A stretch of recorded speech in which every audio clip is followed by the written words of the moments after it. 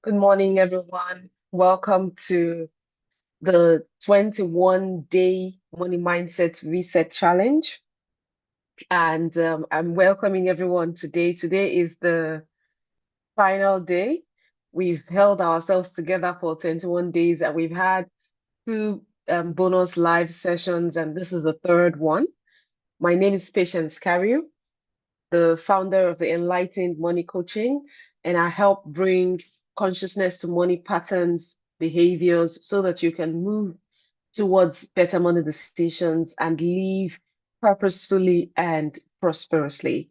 I'm a US certified money coach. My professional background is in investment management, accounting, and finance. And over the past 16 years or more, I have had experiences in consumer lending, financial advisory, asset management, and money coaching as well. So my journey to money coaching is rooted in my own experiences with money, as well as those of my clients in terms of their own relationship with money as well. So you all are welcome. It is my intention that you gain more clarity, confidence with your financial decisions, achieve financial stability, and live more intentionally around other areas of your life. So not just your financial life. And if you're just coming in contact with what I do with money coaching, money mindset, money coaching is a new field, it's a new paradigm, but it's the bridge between two worlds, the financial services world and the field of psychology. So you have your financial psychology where people, and then what we do is help people work around their unconscious patterns, beliefs, and behaviors using processes, using step-by-step processes and modalities that help people, become aware and seek the change, get the change that they need to be able to understand and transform their own money patterns and behaviors. Okay. Now, you all are welcome. For those of you here, I would like us to take a deep breath. I'd like us to take two breaths in and out as we start the session. So with the guidance of my voice, I'd like you to take two breaths in and do our breathing exercises to just get us grounded for the exercise today. So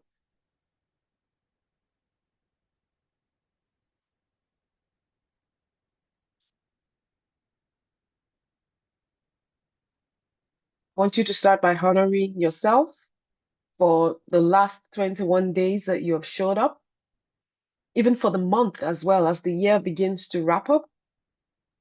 I want you to recognize yourself, acknowledge even days when you didn't feel like showing up, days when life is happening for you, and for those of you that were in the challenge, the times where even if you were quiet, you still showed up for yourself, you still looked at the exercises, or maybe you listened to the audio.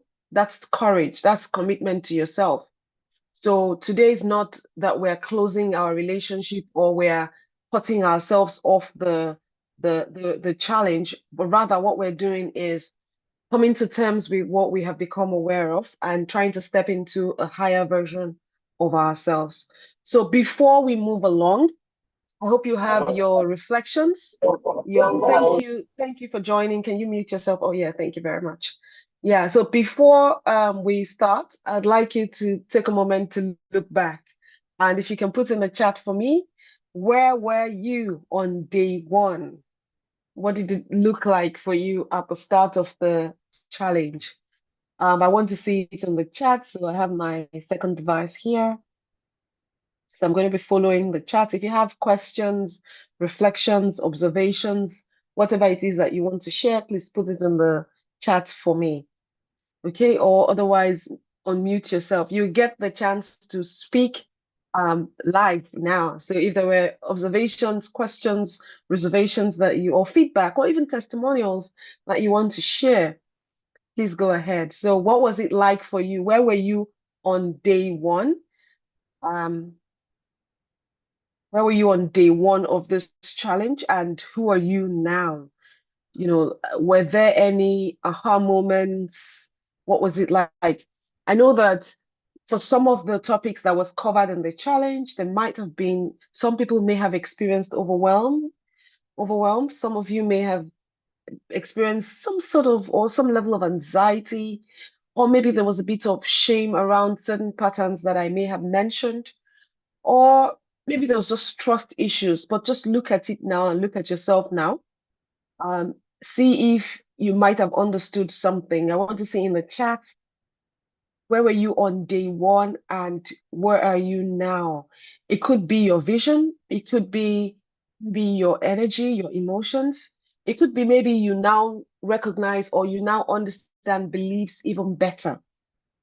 The beliefs that you have around your finances. Maybe you learned something about tracking your emotions around your, and I will talk a little bit around these things as we go along. Was it budgeting? Maybe you said, okay, I'm going to pay more attention to budgeting in 2026. Or maybe it's savings, setting up emergency funds, understanding patterns. You see in the chat, I was clueless on many areas of my money habits and how my emotions around money affected my money decisions. I'm more aware now and no longer avoiding money talks. Okay, thank you. Thank you. One more person. You get a chance. Oh, someone wants to speak. Okay, please go ahead. Mute yourself, please. Hi, Coach. Hi, thank you.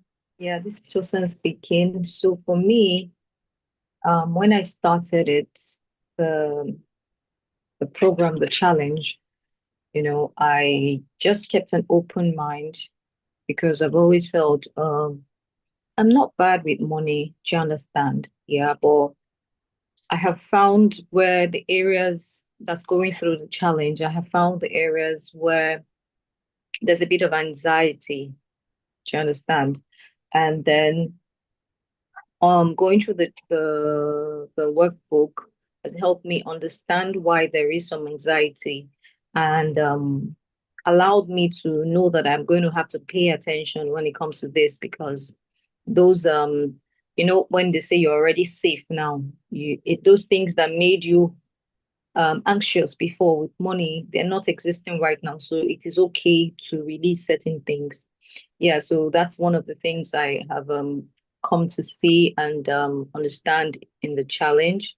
Also, in the area of budgeting, I'm not one that is interested or crazy or I don't like budgeting. Let's just put it that way. Yeah, but having to you know, work on budgeting, the aspect of budgeting and, highlighting all the expenses. I thought it was better planning for me because it reduces the amount of surprises I get either at the end of the month or something just springs up and I'm supposed to have known, but because I wasn't keeping track, you know, it feels like, an annoying something I have to attend to immediately. So yes, all those um all those have really helped me understand what's going on. So I can't, become an ostrich in some areas and be good in some areas. It will drag the other areas down. So that's what the challenge has been for me. Thank you. Awesome. Awesome. Thank you so much for sharing. That's so brave of you to, just unmute yourself and really share what your emotional journey is. And I like that it wasn't so much about the tasks. You focused on awareness and the brilliance I see in you in the efforts that you're putting in all of this is you recognizing that it's okay to release. You are not the labels, you're not the money mistakes, you're not the money beliefs, you're not the anxiety. It's okay to release all those things and take on new ones, new beliefs, new habits, new behaviors, new thought patterns that moves you to where you want to go or what you want to feel or where you want to be. So you are empowered, you're resourceful. Absolutely. Thank you so much for sharing. I see someone put in the chat at day one, I was a woman with lots of self-doubt, with limited vision. Now I'm more confident facing my financial health head on without limiting my vision and aspirations. Amazing, amazing. Thank you. Thank you for putting, I see a lot of vision in your testimonials. So I'm hoping that you must have tried your hands on visualization. You must have thought about creating a financial vision for yourself. and a vision for other areas of your life. So that's amazing. Thank you so much for sharing. Anybody else, what was it like for you? Who are you on day one of this challenge, and who are you today? It's a cause for reflection because this sort of helps you see where you are at now and where you want to be or where you want to go, so that you recognize what is going on right now and what might be standing in the way between where you are now and where you want to go. Who were you on day one of this challenge? If you can put it on the chat. I've got my eyes on the chat and I will be looking at it now. Um, During the challenge, right? I'm sure there were moments where some things may have clicked, where Tosan shared earlier, she noticed that there were a sort of anxiety around certain areas. She also observed that she didn't like budgeting, maybe because budgeting seems a bit restrictive and all of that. For some of you here listening, there might have been moments where something may have clicked, where you saw money differently. If you can unmute yourself and share, or you can put in the chat for me, and I would follow through with it. What was that moment? What was it that crossed your mind, that struck you, that made you see money differently? What was it? I'm looking at the chat. What was that one thing or that point where there was a realization? You know, heard people call me to say, I noticed this pattern about myself. I noticed this behavior. I noticed this. So for you, what was it that clicked? What was that aha moment for you where you started to see money differently?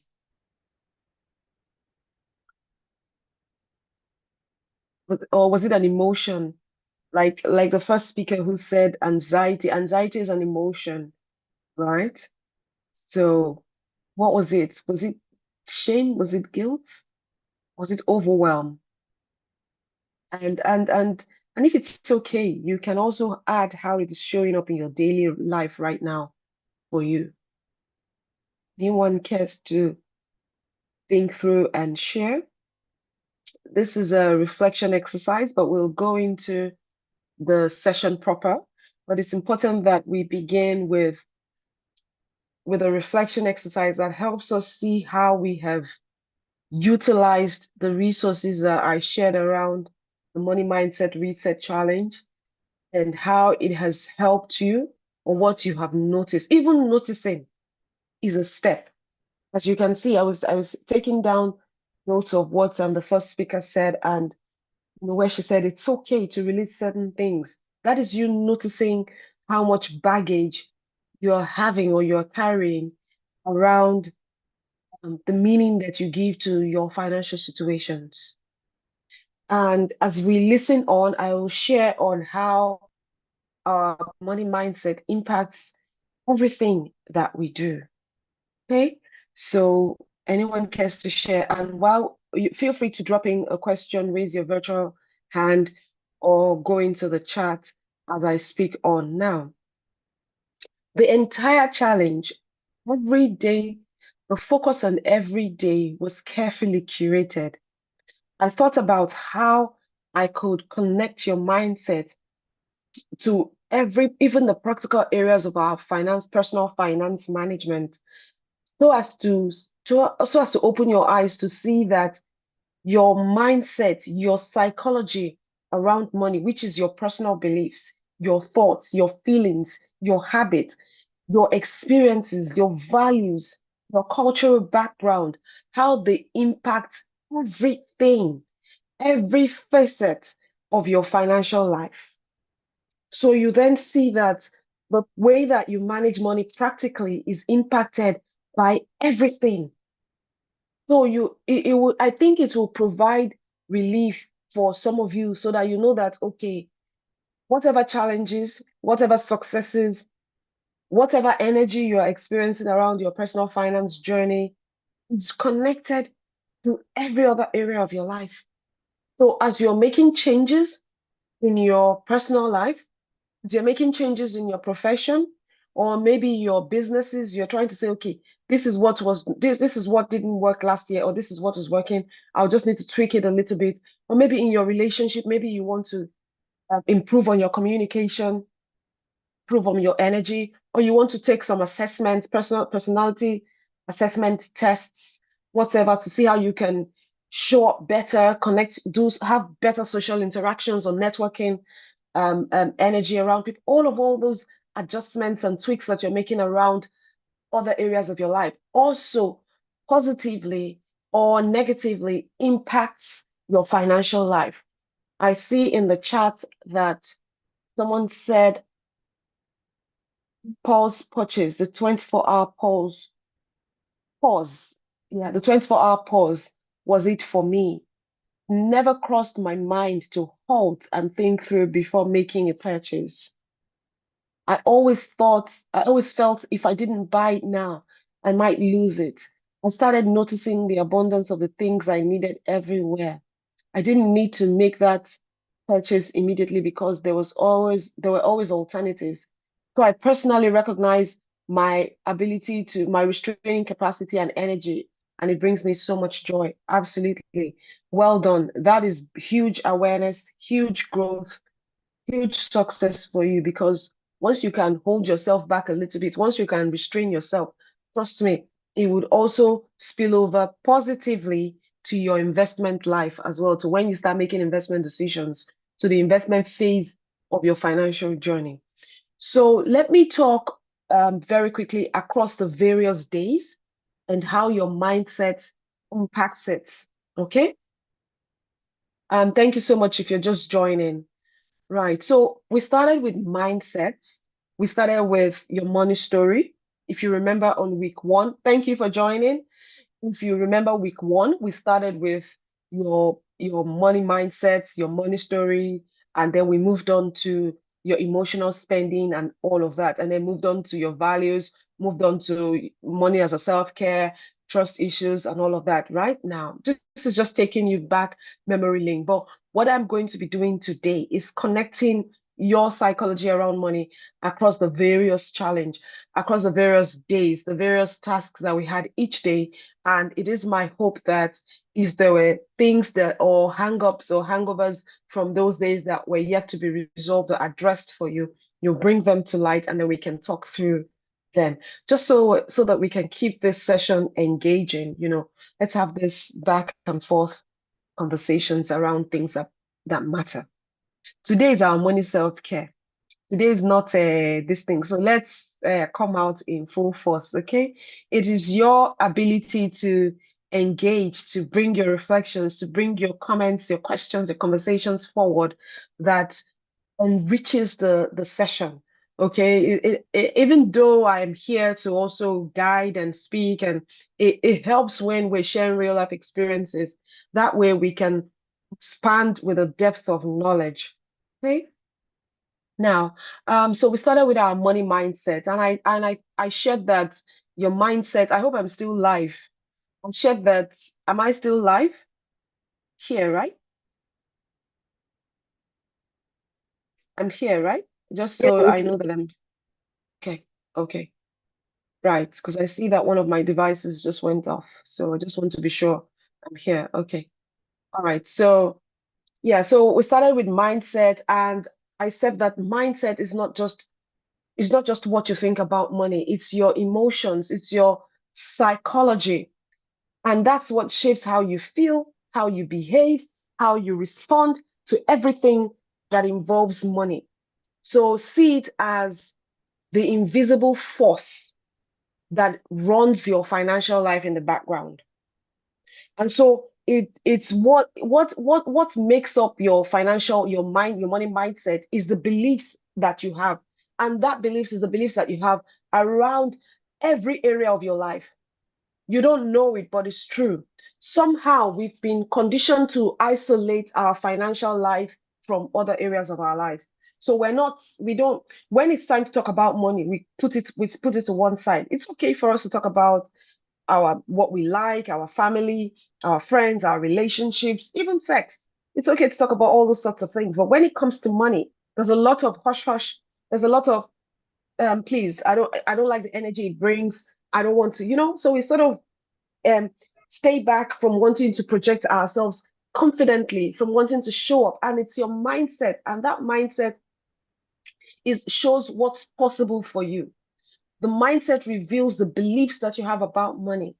The mindset shows you when it helps you determine whether you deserve more, how you're able to command more in the marketplace, how you are able to define the values, define what wealth means for you, what your container, your capacity for what enough means in your life. And so it's very important because for any level of growth that you seek, you definitely need a mindset upgrade. So regardless of whatever level in your life, there'll always be limiting beliefs.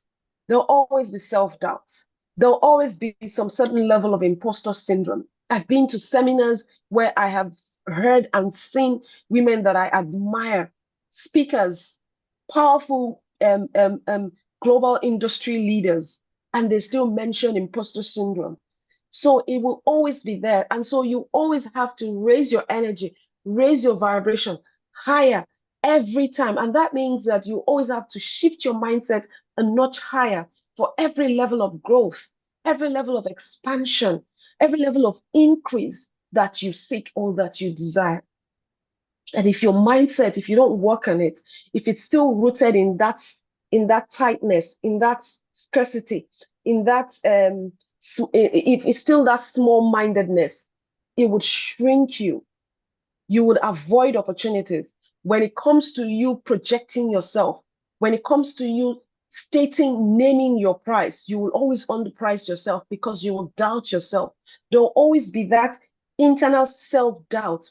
Matter of fact, procrastination will be your second name because you always procrastinate. And I know this because I have been through this. Procrastination was something, and it's still something that I deal with. Because why do I deal with procrastination? Because I'm afraid of failing, and it's a natural fear. So every time I want to show up, I always have to remind myself that I am capable, I am enough, I am value, I have the resources, I have the knowledge, I have the support and the people around me to move me, to help me, to encourage me. So every time you're afraid of falling, every time you find yourself staying stuck in situations, in jobs, in relationships, in environments that limit you, that keep you stuck, or every time you find yourself thinking something is too risky, too big, too much, too shiny, too materialistic, check your mindset. Start to observe how it is sabotaging your chances for growth, your chances to see light, to experience love, to experience abundance, to experience release. Okay? So in the chat as well, start to think about your financial mindset, especially over the last 21 days. You can even take it a step further and extend it to the whole of 2025. Start to recognize what's the mindset, what's the belief, or what was my belief system? What was the invisible belief system that I had running in the background, the unconscious belief system that I had running in the background that was shaping or that has shaped the way that I have shown up for 2025? And like I say, don't just look at it, don't reflect on it for just your financial life. Reflect on it across every other area of your life from January 2025 up until now. And the reason I'm saying this is for you to be able to set your goals effectively, efficiently, you know, for 2026, you have to look at it. You have to consider what has worked. You have to look at what you need to be grateful for. You have to look at what has been showing up. What are the patterns? So that you can know what to course correct, so you can know what to stop doing, so you can know what to do less of, so you can recognize the ones that bring you the most guaranteed results, and so that you can stay attuned to those ones, so you can even see your energy, right? So if you want to experience that clarity, you've got to do all of that. Okay. And then I think that the next thing we should talk about before we move on is your identity, because how you see yourself as well, the picture, the image, the vision that you hold for yourself when it comes to money is just as important as the money that you earn. It reflects the internal story, which is what I'm going to move to your money story, right? It reflects the internal story that you tell about yourself, the narrative, the script, how what you believe that you are capable of doing, what you believe that you deserve. And it's not only in your money. How about those of you that are staying in relationships where you are undermined, where you're not able, the deserve, what you're deserving of is short of what you get.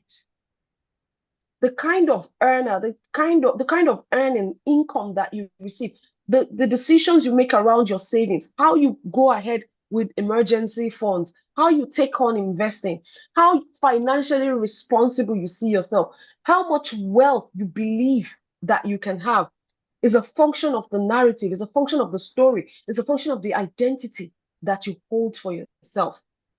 Because you subconsciously, and let me repeat this, you subconsciously organize yourself. You don't know it. Organize your actions, organize your behaviors, organize the words, the language that you say, the people you surround yourself with, the capacity you build, the identity you give yourself. You surround you organize your thought pattern to match it. And it matches with what you believe yourself to be. So if deep down you consider yourself not good with money, when it comes to money, you always mishandle money, even when you earn so well. So even if you're earning well, you've still got to pay attention to this. You've still got to recognize your attention, your emotions, your energy around money. If you see yourself as someone that doesn't have the energy of consistency, and I know what I'm saying because I have passed through all of this and I'm still even work in progress. If you see yourself as someone that never finishes what he or she starts, you always sabotage yourself halfway. Matter of fact, I have one affirmation that says, I am patience Carew and I finish everything I start, even when I can't. I have to remind myself that it was my coach who taught me that. You want to deal with consistency? What are you affirming to yourself? Because there will always be that silent monkey voice that will be telling you that you can't finish it. You will not be able to. You will get distracted. There will always be something more important than the things that are important to you. If you see yourself as overwhelmed with money, you will always avoid budgeting. You will always be experiencing anxiety. It will just be too much for you. So you've got to start asking yourself, how do you see yourself? Do you see yourself as a good steward of money? Do you see yourself as a responsible adult who is not living the stories from the past, as someone that is intentional with a financial destiny, financial future? Because something would shift for you. The behaviors that you want, once you start to embrace that identity, that belief, that self-image for yourself, you grow as a person. Even the people around you start to look at you very differently, like, okay, they would notice that behavioral shift in you because you're going to start setting boundaries. You're going to start prioritizing the things that are important to you, the things that matter. Remember when we talked about prioritizing your money, when we talked about money values, right? Now let's move to money story. I think money story was day two or day three of the challenge, right? And I talked about money stories being that unconscious beliefs and patterns that you have learned from your family, from culture, from religion, from school, from your aunties, your uncles, your friends, your neighbors, from TV, from social media, from work, right? So see it as that inheritance that you received long before you ever even, for some of you, long before you were born. For some of you, long before you started earning in fact, long before you earned your first money, right? Every single one of us have a money story. And for some people, the money story is one of survival. For some people, it's a function of what they saw growing up, what you were told, what you weren't told, what they didn't discuss around you, what they discussed, what you felt, the meaning you gave the stories, the experiences. For some of you, what you heard about money growing up, you have dropped it, you have replaced them with new stories. For some of you, you are still holding on to it unconsciously. And some of you are even holding on to it consciously. For some of you, it's what you watched and it's subconscious. So because subliminally as children, you're sponges. So you don't even know that you are catching a lot of bad behaviors or maybe behaviors. I don't know whether they're bad or good, but you don't know. If you lived through chaos, if you lived through a lot of drama, a lot of tension, or a lot of excitement, excesses, partying, spending, comfort, it's still a story, it's still a narrative. If you grew up in religious homes where there was a lot of interpretations to how money should be seen, it's still something you have caught.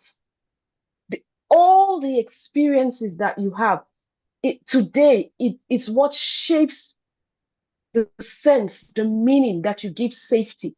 The meaning, actually, let me be very specific.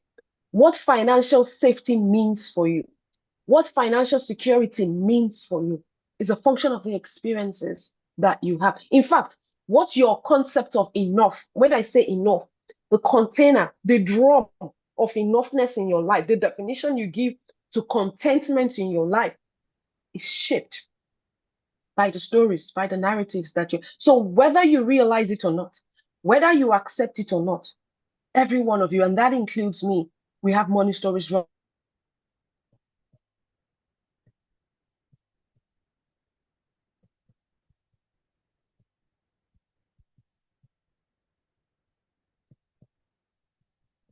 pricing ourselves, how we even price our goods, how we chase our customers to pay us, how we invest in our personal development, right? And of course, eventually it spills over to other areas of your life. It spills over to your relationships, your career, your spirituality, your family, your love relationship, your emotions, your energy.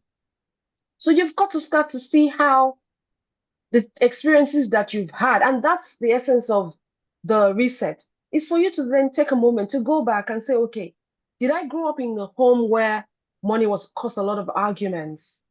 Because subliminally, your nervous system now associates those arguments with stress. So you don't know it, but you find yourself practicing avoidance. And we touched on avoidance during the challenge. You find yourself practicing avoidance, not wanting to look at your bank balance, not wanting to plan ahead. Maybe you heard that money doesn't grow, the very popular one, money doesn't grow on trees, or it's not easy to make money. Sometimes you then find yourself not knowing, unconsciously feeling guilty for even wanting more money. There are some people that feel guilty for wanting more money because it makes them feel materialistic. It makes them feel like, they say money is mammon. So between God and mammon, you have to choose, right? So they don't want to choose. Nobody is asking you to choose. What we're saying is recognize how you're showing up, right? So your money story is not that definition. So it's not that label. It's a point where I like to say that it is your own point of awareness, and you can choose to then say, okay, this isn't serving me anymore. I don't want to hold on to this. I don't believe that I can't afford things. I believe in prioritizing. I believe in saying I need to set a budget. So for me, I'm looking at the things that are priority for me and I'm focusing on the things that are important. And I'm saying, okay, at this season of my life, this is important. Can I shelve? Can I delay these things? Can I push them forward or backward a little bit so as to accommodate the other things that are important so that I'm experiencing alignment and peace, so that I'm focused and I'm not experiencing anxiety. I'm not comparing myself with other people that are thriving or in other areas that I'm not. These things help you check yourself and they help you get aligned with your financial goals, right?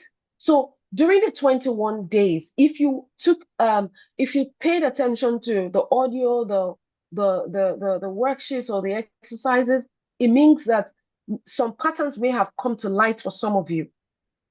Patterns like maybe you were feeling a bit unsafe, or maybe you were overspending to feel better, or maybe you were down, and I think I talked about your money, monetizing your money as monetizing your money, how your money can be how your skills, your passion, your desires, everything that you have up until now can be a monetization for you, a monetization tool for you, right?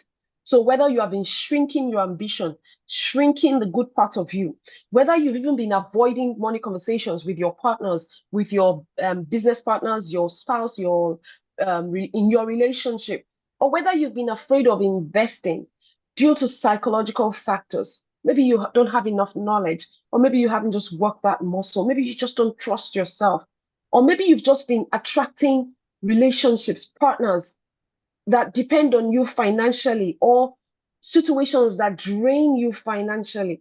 And you find yourself having to start over and over and over again every month, every quarter, every cycle, or every time you find yourself in a financial training.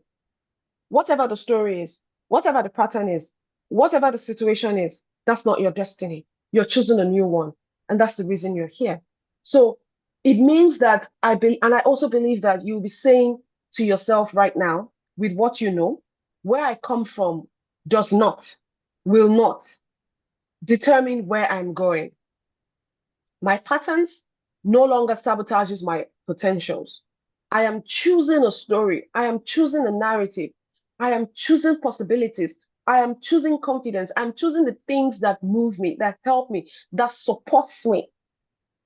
I am rewriting the narrative. And it's funny, all of this knowledge, you think that you're getting it for just yourself, but you're getting it for your children, generations after you. Because once you course correct, once you interrupt patterns, you then tell yourself it ends with me. There's a series on Netflix that you then tell yourself it ends with me. And that's what this. Now, we also talked about emotional spending, right? And as we think about this, I want us to remind ourselves once again that our emotional spending, right, is us. Actually, what I want us to know from emotional spending is we're not weak. Every time yes, thank you, 100%, it ends with me. I'm looking at the chat. Every time you spend emotionally, it's your nervous system that is trying to regulate itself. And the only tool, or one of the fastest tool that it finds to use, is money. So every time you buy something, right, what you're doing is, I'm still here, right? Somebody just say hi. I'm still here, right?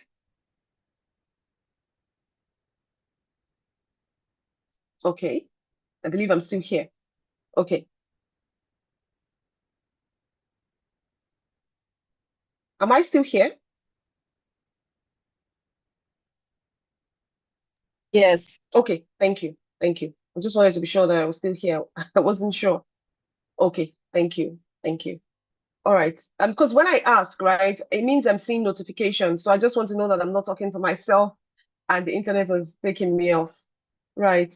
So essentially, right, it's your and I've said this over time.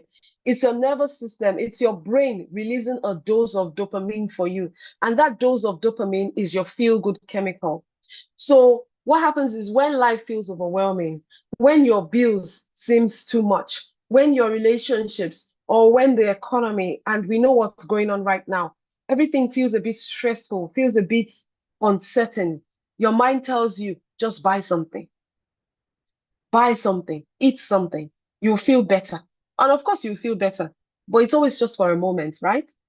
So when you're buying something, when you're ordering food, when you are shopping online because you are anxious, when you are spending, when you are saying yes to people asking for too many financial support, or you're buying things because you want to feel good or you want to feel visible to other people, just notice that a lot of the times, right? None of all this your shopping and buying is about what you're buying. It's more about the emotions that you're trying to guard, the emotions you're trying to contain, or the emotions you're trying to feel. So you've got to learn about your emotions. You've got to manage your emotions. Money, when you use money as the painkiller, right? The relief doesn't last. So you have to become aware. I think that's when we touched on emotional spending, and I think I talked about how you learn to pause, to breathe, to name the emotion, to sit with it, right? And then we talked about, and then because when you don't, right, it leads to financial stress. Now that stress is not only about you not having enough money. It's also about your mental state, your emotional state, the physical pressure that you experience.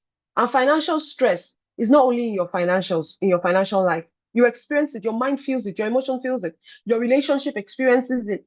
People around you notice when you're experiencing financial pressure and stress. Your health feels it. Your sleep gets affected. Your self-worth, your sense of self-worth gets diminished. So you're not interested in anything anymore. Your confidence gets eroded. So money is not just financial, it's not just a financial issue now. Money stress, it's a life issue that you must take seriously. And that stress, right, will show up. It will show up as overthinking. It will show up as resentment. It will show up as you comparing your life to other people and seeing whether you're moving forward or you're not moving forward. It will show up as you not being able to breathe properly. It will show up as you being on survival mode. It will show up as you not wanting to open your bank statement. So you have to recognize how it is showing up for you. Maybe you're hyper vigilant, you're fearful, you're doubting yourself consistently, you're questioning decisions, you are shrinking your voice, you're hiding. You've got to pay attention to how all this is showing up in your life, right?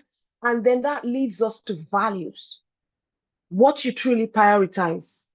What you prioritize, whether you prioritize safety, whether you prioritize freedom, whether you prioritize love, giving, generosity, liberty, whatever it is that you prioritize, right, reflects your money values. And I said that your values are your internal compass.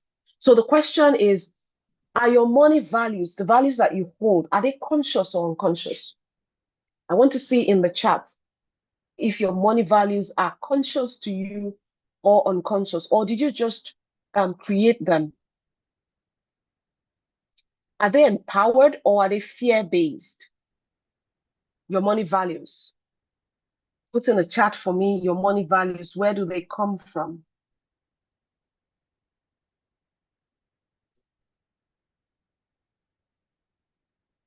Where do your money values come from?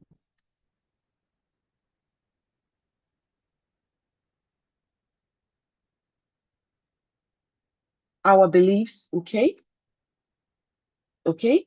Your money values determines what you spend on, what you avoid. Recording in progress. Sorry, just mute my um yeah, just put my other device so I'm not thrown out completely. Right. Okay, so I was talking about your money values. So your values, right, they determine how, so for those of you in relationships, it determines what you tolerate or what you don't tolerate. Whether you feel something is too much or is not enough, whether you feel something is worth it or not. It is the values that you hold on to that determines it. It's your values that determines what you invest in, what you choose to save in. Two people can earn money the same way. Two people can be in similar jobs, but have different values. One may have, one may experience peace, stability. One may experience contentment, but you then find the other person feels stuck, dissatisfied, disinterested, disengaged, disenfranchised. So it's all a function of the beliefs, what you prioritize, what values you hold. And so for values, for those of you that haven't really thought about or considered what values are go their growth, whether you want growth, you want giving, you feel you want to focus on security, freedom, status, whatever it is. If you value emotional comfort, if you value avoiding shame, if you value appearance, showing up more than long term, you will invest in looking rich. You will invest in looking like a big girl or someone wealthy. If you value how people perceive you more than anything else, more than protecting yourself, you're going to spend more money in giving or spend on things that impress other people. You will spend money, the money you don't have. And of course, you'll feel resentment later. So the values help you as a filter. They become a boundary for you. They create that guideline and cross with which, okay, there are lines that must not be crossed for you. Okay, so that was what we touched on values. And then we looked at goals. And I know that I talked on visualization. I talked on how your money mindset meets your life purpose, and your financial goals are not just numbers. They're a reflection of your stories, your values, what you prioritize, and the vision of the life that you want. So money can, even when the economy is not smiling and money situations, money conversations feels challenging, feels chaotic, even when money is coming in, money is going out, you still need to define your financial goals, like really define it, because that's what creates a roadmap for you. So much so that whatever you're earning and whatever you hope to earn, you'll be able to stay in line with the financial goals. And the goals can be practical. I mentioned some of the goals can be you wanting to set emergency funds, wanting to increase your investment, wanting to think about retirement, your children's education, whatever it is, those goals. You can also have aspirational goals, right? Maybe you want to have generational wealth. You can have personal goals. Maybe you want to set aside money for your annuity, your retirement, your children's education, or you want to just enjoy yourself, set money for traveling, for recreation, whatever it is, your financial goal, right, helps reveal who you want to be and the life you want to create. So it's very important that you pay attention to it. Okay. So now I want you to take a moment, right? I have been speaking. I want you to take a moment to reflect on your financial goals. What is the financial goal that truly matters to you? If you didn't get a chance to work on it during the challenge, watching this right now or listening to me right now, what is the financial goal that truly matters to you? And does it align with your values, with the vision that you hold for yourself? Does it align? How can the decisions you make around your money, how can it support the goals? So you want to start expanding your thinking to accommodate this sorts of conversations. If you didn't do it, then because your financial goals, right, it's more than you setting a list. It's you looking at the future, creating, okay, I need to shape what the future should look like.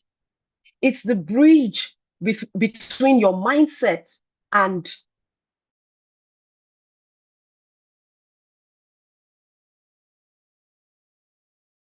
look up to now. Research has it that man is a goal-seeking animal. If you don't have goals, it will look like you don't have ambition, you don't have anything to live for. So it's very important, right? So if you didn't get a chance to do that, then go back and do it. Now, I think after that, we moved on to more practical money management where we talked about risk and investing and risk tolerance and you understanding the level of comfort that you can have with risk, right? And it's always overlooked.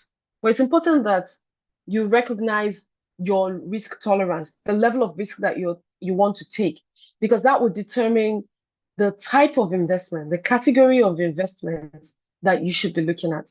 So if you're highly risk averse, you may want to keep your money in savings and all of that. If you're too comfortable, but then what that does is it limits your growth, right? If you're comfortable with an element, with some level of risk, or if you're too comfortable with risk and you don't understand, you may jump into decisions that can lead you to loss. But if you're comfortable with certain level of risk, you may be able to take on risky investments and all of that. So I encourage you to go and listen to, I think it's day 18, day 19 or something of the audio and see, what we shared on risk and all of that. But at the end of the day, your risk tolerance or the level of risk you're able to take is dependent on the level of trust that you have in yourself, trust that you have in your vision, trust that you have in your plan, and the trust you have in your own ability, your adaptability, your flexibility to be able to take on or to be able to live with the goals in alignment with the goals that you set for yourself. Okay. So very quickly, let me, because we're almost wrapping up. It looks like we've touched on nearly all the areas. How do you feel when money feels a bit uncertain for you? I know someone mentioned there's some level of anxiety. How do you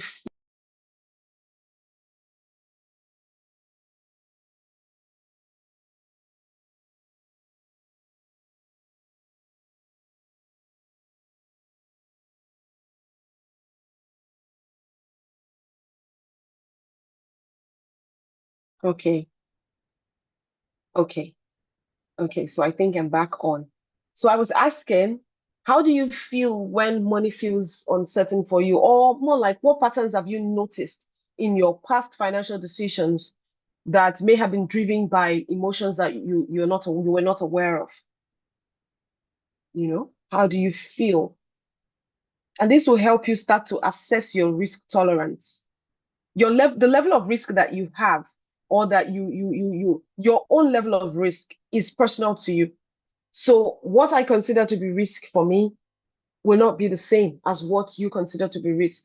And so it's very important that you understand your comfort level when it comes to your own financial strategy, when it comes to your investment choices and your investment strategy.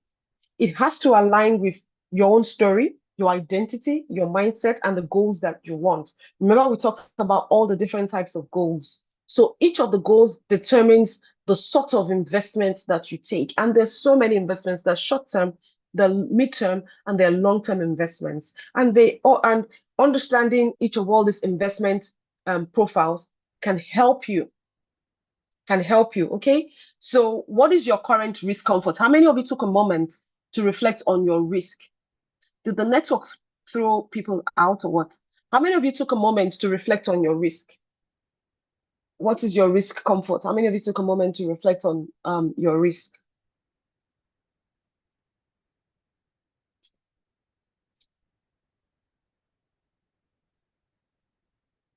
And if you did, right, or you didn't, what small step can you take this week that honors your own risk tolerance, your own risk level?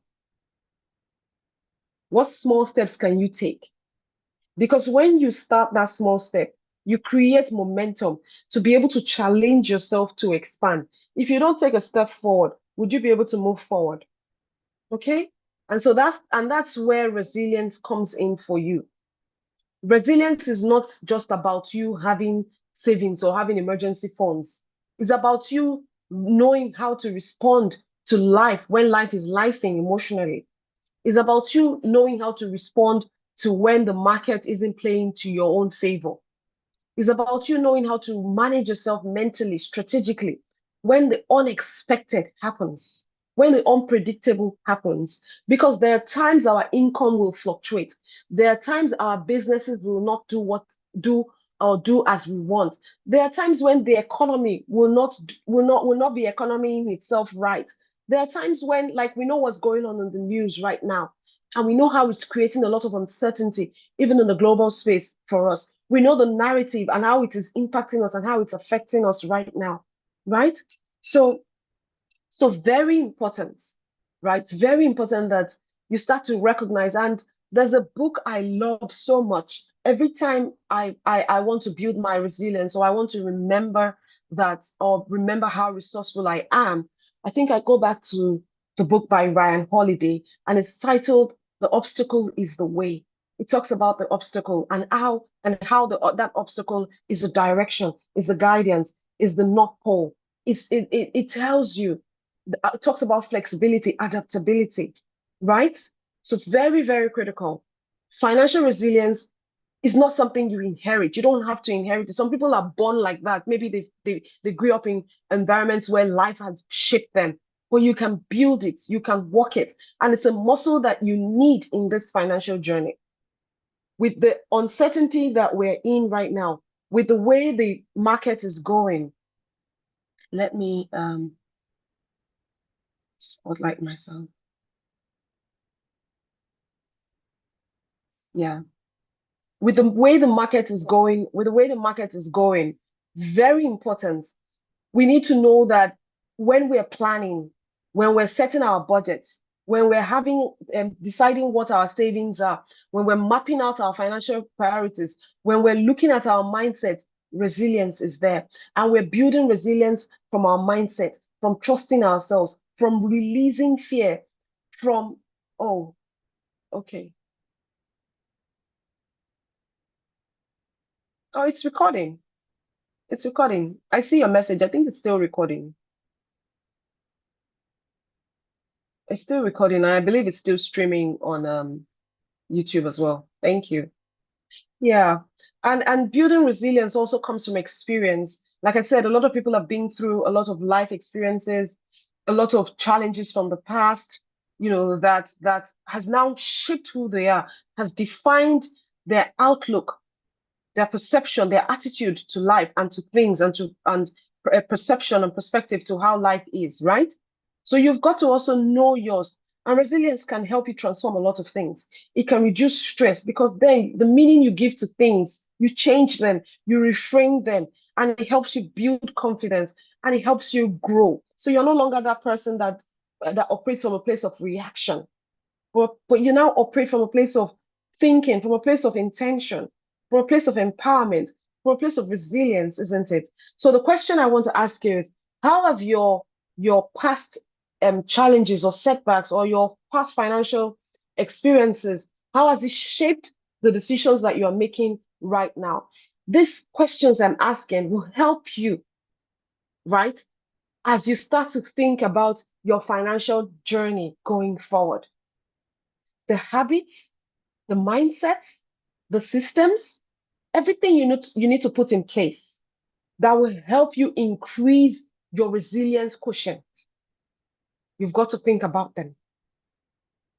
And then, of course, if you haven't or you have, what is the next step? What is that one step that you can take this week, today, next week, before the end of the year that will help you bounce back, that will help you experience control, clarity, confidence from any financial challenges? Maybe from your job, maybe from your business, maybe from how you project yourself, maybe from your side hustle. Because resilience does not, just because you're resilient does not mean that you're going to avoid problems or challenges. No, it's how you walk through them, it's how the capacity and the way that you respond, how you adapt. And that's why I'm recommending that book. That's the how I operate, how I read it like I read it every year. Just pick where I've highlighted just to remind myself, you know? And so if there are questions for me, I'm open to receiving those questions. And your relationship as well. I don't know if we touched on relationship during the challenge, but when you trust yourself, when you build resilience, you're able to communicate clearly what you want. You're able to project yourself. You're able to negotiate properly. You avoid unconscious manipulations and all of that. And even if you want to give, you give more intentionally. The Obstacle is the Way by Ryan Holiday. Obstacle is the Way by Ryan Holiday. You can also, if you forget, you can send a message in the group chat and I will respond there. Okay? So yes, absolutely, you're welcome. So where has money caused a lot of tension and stress in your relationship? Yes, absolutely. Okay? So yes, thank you everyone. Are there questions, observations? Are there questions? Would anyone like to speak? Because right now you can see that your money mindset work is not just about money. It's about your life. It's about your decisions, your identity, your emotions, your health. Okay, okay. Your health, your relationship. And the 21-day challenge is just the beginning. If this experience has opened your eyes, just give me a moment. If this experience has opened your eyes, if you're ready to go deeper, if you want to maintain this level of information, this level of transformation, this level of clarity, then there's a next level of coaching that is available for you. There's a next level of support that you can access. And this support is readily available. And right now, I'm opening up a 4-week program that can help you transform your money patterns and create financial ease for you. As we get on along into the end of the year and prepare ourselves for the new year, the mindset that we want to take along is I'm ready to prosper. That word came to me. I am ready to prosper. For the past 21 days, you have done very powerfully. For those of you that have taken the exercises, done your visualization, followed me very closely, seeing how your money story works, seeing your emergency, how to create emergency funds, you have felt the emotions under your patterns, you have named your fears, you have seen where you were, things that you were ashamed to admit, you've seen them, you've done your own reflections quietly. For some of you, it may have been that you've recognized that maybe I'm not visible enough. Maybe I'm alone. Maybe I feel alone. Maybe I never really get it right. Maybe other people are prospering, but not me. All of these are hidden money identities that quietly define your life, define your relationship, define your earning potential. And at the end of the day, you still show up. You are still showing up. You are here and we're still alive. You still challenge yourself. You still stay consistent. But what you want is you want to be able to show up in a way that opens you up to possibilities. You don't just want awareness, even though awareness is the first step. You want to experience healing, inner healing and growth. But what it does is it requires a lot of work. It requires a deeper work. And that's what I do with money coaching, money mindset coaching. And I have created a container called Ready to Prosper. Ready to Prosper is a 4-week transformation program that has been designed to help to guide you. I have done this over and over again. Last year, we had a program very similar to this. It will guide you through a much deeper emotional and psychological and even strategic work that you need to break yourself free. You want to be able to then, okay, position, I think, 1 second. You want to be able to position yourself. You want to be able to release yourself from limiting beliefs. You want to be able to own your worth, charge your worth in the marketplace. You want to be able to negotiate a higher pay for yourself in the workplace. You want to be able to renegotiate, reprice yourself for 2026. You want to be able to use your voice. You want to be able to show up. You want to be able to command what you deserve. You want to be able to strategize yourself for impact. You want to be able to practice generosity in a way that aligns with your spirituality, with your energy, with your beliefs, with your financial plan, your financial goals. You want to be able to embody gratitude. You want to do your gratitude in a way that aligns, in a way that is holistic, in a way that is congruent with who you are and with God. You want to be able to receive. A lot of people have a lot of challenges receiving. The same way you struggle to give. And even for those of you that give very well, you still struggle to receive. You want to be able to move from that I am alone mindset to a more expanded mindset where you receive support. You've seen what's possible in the last 21 days. Now imagine what a 4-week journey can do for you. And that 4-week journey is the bridge between who you have been and who you want to become, or who you have become, who you are becoming. And the program, right, will help you. It will help you reset and realign your money patterns. So you're no longer sabotaging yourself. There's a massive workbook that we will do. It's not something that you're going to do alone. We're going to do it together. So it's a done with you process. I recognize that when people are giving workbook, when people buy templates, and I also sell workbooks and templates, but when people buy it, sometimes if they're not intentional, if it's not targeted to a particular challenge, they never really go back to do the exercises. And so in this 4-week program, we're going to do it together. It's a done with you program. There, I have created simple and sustainable money systems that we're going to work together with ease, with organization, with calm, not with chaos, not with anxiety. We're not in competition with anybody. We're going to see how we can release emotional blocks. We're going to see how we can let go of shame. First of all, we need to recognize those shame and the beliefs behind that feeling that we're not enough. Now, with the template that we're working with, the template has been psychologically created for you. And so the reason I've created it as a 4-week program is to give us ample time.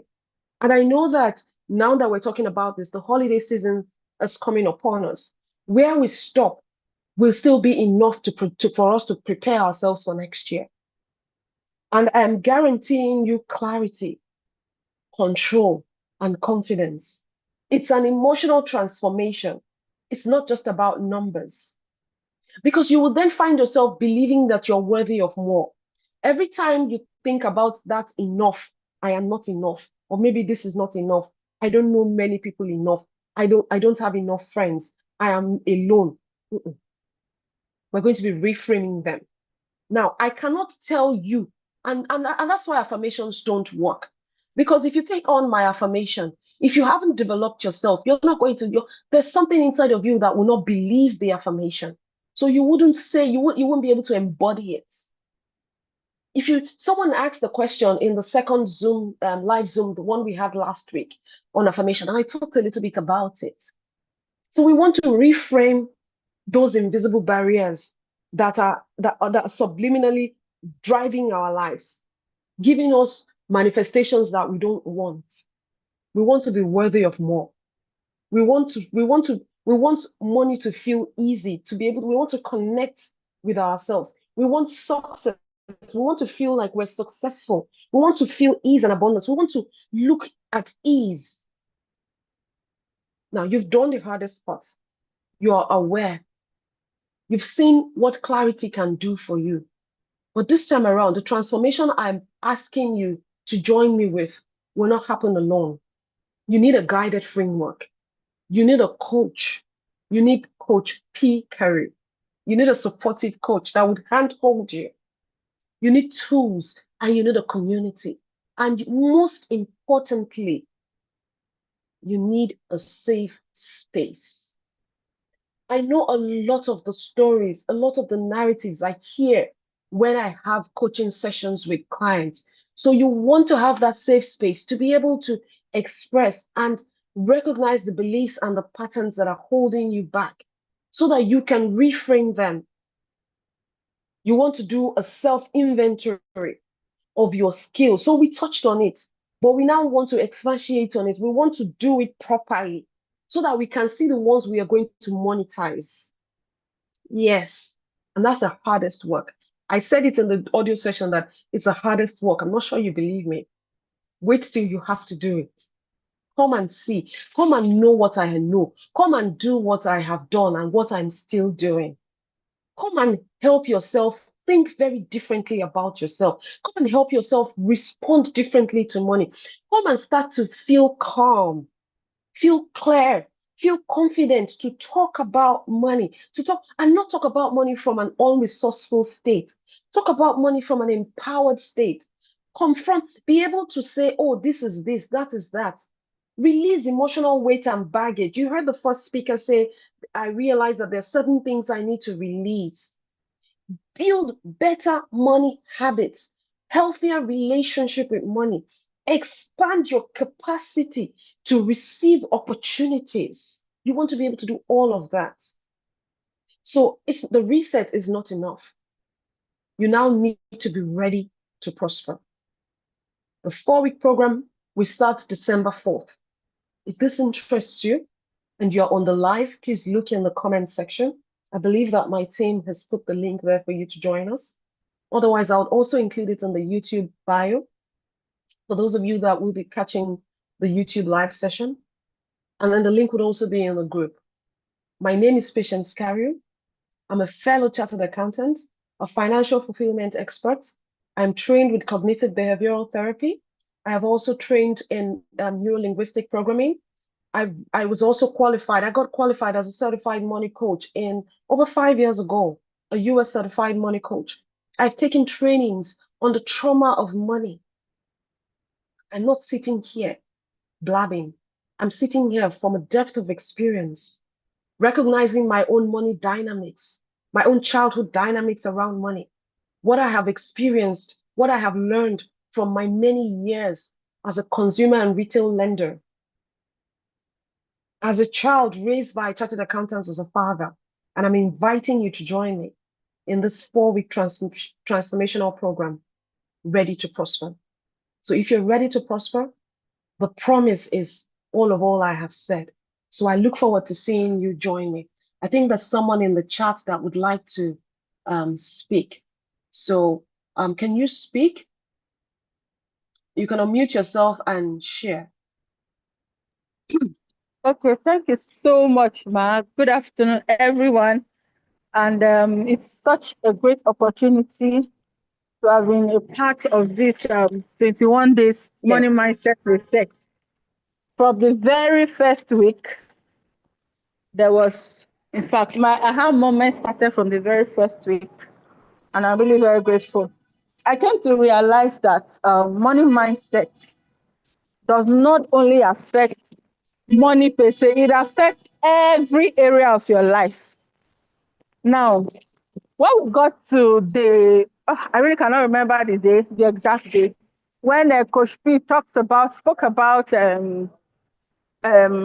tracking your expenses. I had to sit back and I intentionally started tracking my expenses. And I did not just start from that very month. I decided to start from 2 months back, the ones I could remember. But I majorly remember the major expenses per se. And then I now realized that one of the things that was really draining my money, my finances, was one of, should I say, black tax that was not necessarily my responsibility, but because I grew up seeing my mother shoulder that responsibility. I thought, okay, it was normal. Let me just continue from where my mother stopped. But after that tracking the awareness session that day, I realized that no. I started questioning, coupled with Coach P's series on money mindset and letting go of some limiting beliefs and some patterns and the likes. I began to question some of these patterns, some of these responsibilities I shouldered that were not necessarily my responsibility, but because I grew up into it, I continued from there. Now, there's this particular family member that has been staying with us. This person has stayed for over 2 decades. All her children are grown up. Her youngest child should be 29 years old. But somehow, because she lived with us, we shouldered all of her responsibilities. Even after my mom's incident, we had to continue. I'll be sending money from the little I had. My siblings would be sending. We realized that she was consuming a major part of our finances. Now, this was someone whose biological children were doing well. But because she's my mom's younger sister, my mom decided to, let me shoulder the responsibility from when her children were very young, up to this point that they are grown up and are doing well for themselves. For whatever reason, they forgot about their mom since we already shouldering the responsibility, and then we continue. So I told myself and I told my siblings, I said, I am going to put an end to this thing, because if you check, if she's not handicapped, she's not our major responsibility. We just grew up seeing mommy carry out this woman's responsibilities and the like. So her children will have to come and take responsibility. And I told every one of us to stop. It is not wickedness. We are just shifting the burden, whatever burden, to the real owners. And then I was bold enough. Before now, I would have been avoiding, let me not talk. I beg, this is not just little money. I was not even tracking the amount of money I was even putting into this issue. She had some minor health challenges, so it was even part of the issue. But her children will never contribute. They never showed any concern, because for whatever reason, she has stayed with us for over 2 decades. To long story short, I had to reach out to her children, and I told them that we were going to stop every form of financial support to their mom, and they should go and take their mom away from our house. They are doing well. Their father is doing well. My mother, who used to shoulder her responsibility, she's not here to shoulder the responsibility. So we have decided to transfer the responsibility back to them, that they should take responsibility and the likes. And thankfully, for whatever, there was a little bit of resistance, but I stood my ground because I said I was not going to, I was going to, this was going to end with me, and I'm not going to, this pattern was going to end with me, and whatever the repercussions, I was ready to take it. Thankfully, or glory to God, and thanks to Coach P, I was bold enough. Unlike me, I would have like, no, let me not leave it. But thankfully, they have started making plans to take their mother away from the house. And then thankfully, they have owned up to their responsibility. And my siblings and I are free from that major responsibility that was financial responsibility that was draining our finances. Bottom line is that tracking works. Sometimes our major financial problem might just be because we are not even tracking our expenses. Maybe there might be just one particular um, stuff that is even draining our finances, but because we are not tracking it, we might not really know that is the major stuff that is draining our finances. I really want to thank Coach P. I feel liberated. I feel more aware. I feel so free. Thank you so much, Coach P. Thank you.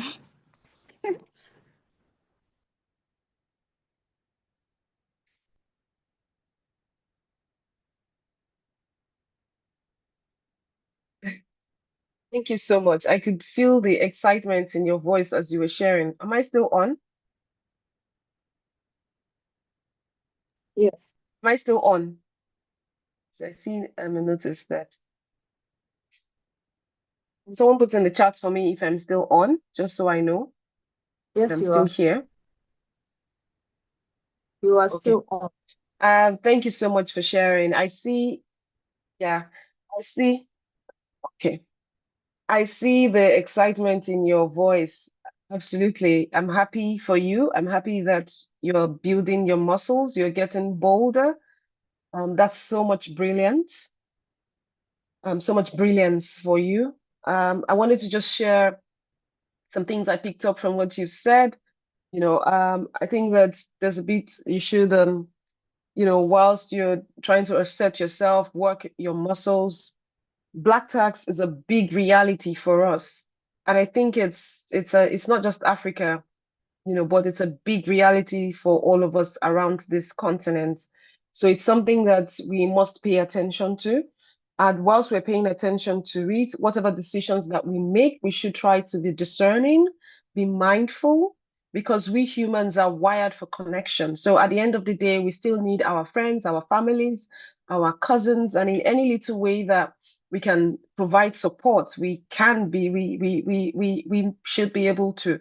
What is important to note is shouldn't just be to the detriment of our financial goals, our financial future. I remember talking about it very briefly in one of the audio or was it one of the live sessions where where a lady asked me and I said, you can prioritize your expenses, you can do you can and decide, okay, this is the portion I am allocating to giving.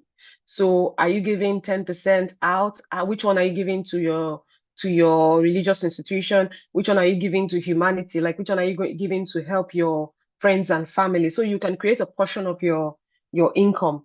Also, I picked up communication.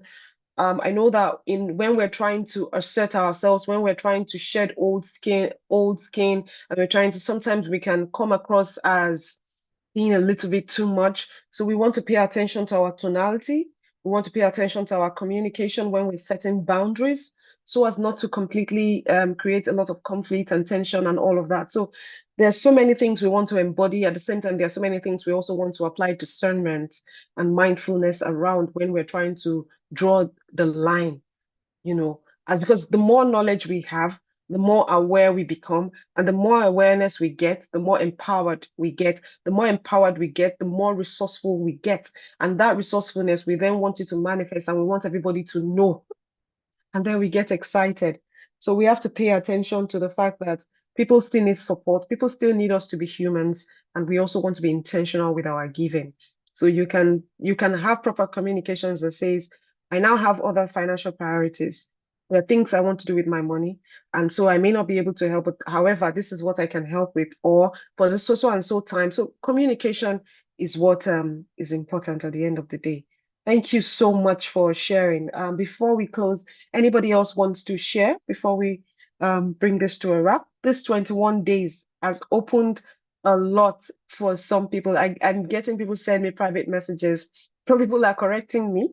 Some people are telling me the things I missed out. Some people are telling me the things that are important. Some people are saying there are aha moments. So if you have tasted clarity, if you have seen a shift, if you have seen what's possible when you're consistent, because just showing up consistently for me is also a big deal. It's a muscle that, yes, I also want to imbibe and continue with. So it's not so much but just about you as you all that have participated. It's also about me. This is just the beginning. If you want to continue this journey, if you want more accountability, if you want deeper clarity or deeper healing to your money patterns and behaviors, if you want personalized money coaching with me, or you want to build wealth, but in a more intentional and sustainable way, then I invite you confidently to the next phase, which is the Ready to Prosper 4-week transformational program. Does anyone have any comments? I'm just going to quickly look in the chat. Any comments? This is where we go deeper. Please feel free to unmute yourself and just share how this session has been for you, how this challenge has been. Thank you very much, everybody. Those of you on YouTube, thank you for joining. Thank you for catching the replay. Thank you for being a part of the 21-day reset challenge. This is when you join the Ready to Prosper 4-week transformational program, we go deeper. We build long-term change, framework for long-term change. The Prosper is a framework, and that framework will empower you to become the person you know you can be. Okay? Thank you so much for those of you that have stayed through. For those of you that joined earlier and for network reasons you had to leave, thank you for joining. Any feedback? How has this session been for you? As we close, I want to thank you for showing up. I want to see in the chat how the session has been for you, or how the challenge has been for you. I want to see in the chat as we bring this. Say something interesting, though. Don't just say anything that will just scatter the whole energy. What did you do in this challenge that you never imagined that you could do before? What did you do? Just use one word to describe what you did in this challenge that you never imagined that you could do before. Empowering, liberating, absolutely. Thank you. Empowering, liberating, enlightening. What did you do in this challenge that you never imagined you could do before? Some people came to terms with the concept of affirmation. Some people struggled with visualization. Whatever it is, what did you do in this challenge that you never imagined that you could do before? And how has this session been? Put in the chat for me as we bring this to, and send a virtual applause as we conclude this challenge and move on to being ready, prosper. I want to see in the chat for me how the session has been, except you want to unmute yourself. Thank you so much for showing up. Thank you for trusting me. Thank you for also trusting yourself. Thank you for giving yourself the chance in the future, for your future. If you can put in the chat, I'm proud of myself. Let me put in the chat, I am proud of myself. My patience. Carew, proud of myself. So say to yourself, I am proud of myself, because you should be. This is not the end. I'm looking at the, so someone is sending French here. Please, oh, I don't, I've not learned French. Oh. The one I know is not more than Joe Mapel. What did you say? I'm proud of, I'm so fantastic. Adana, I'm so proud. What did you type in French? Let Je me suis stop fière the de recording. moi. What did you I am type in French? You should self. be proud of yourself. For those Exactly. of you that are on YouTube, whether you are watching it live or the replay.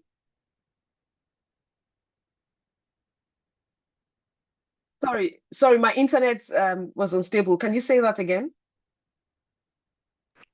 No, I said I just wrote it in French. It was still the same thing. I'm proud of myself. Je suis fière de moi. Welcome to France. Wow.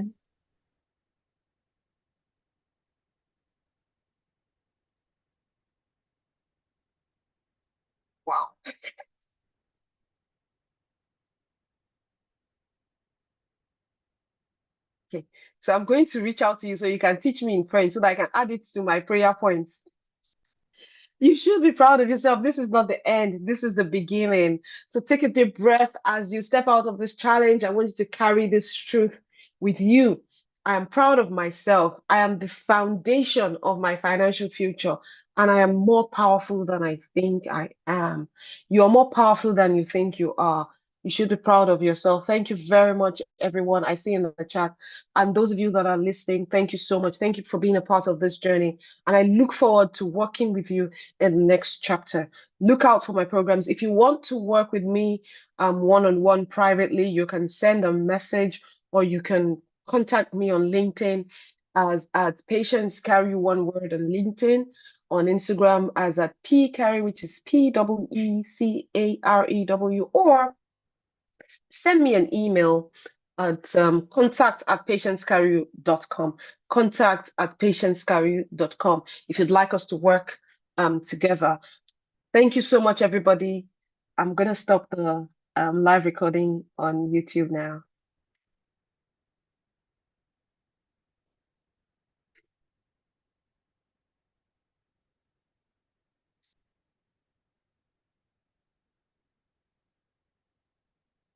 And then here as well. Thank you, Coach.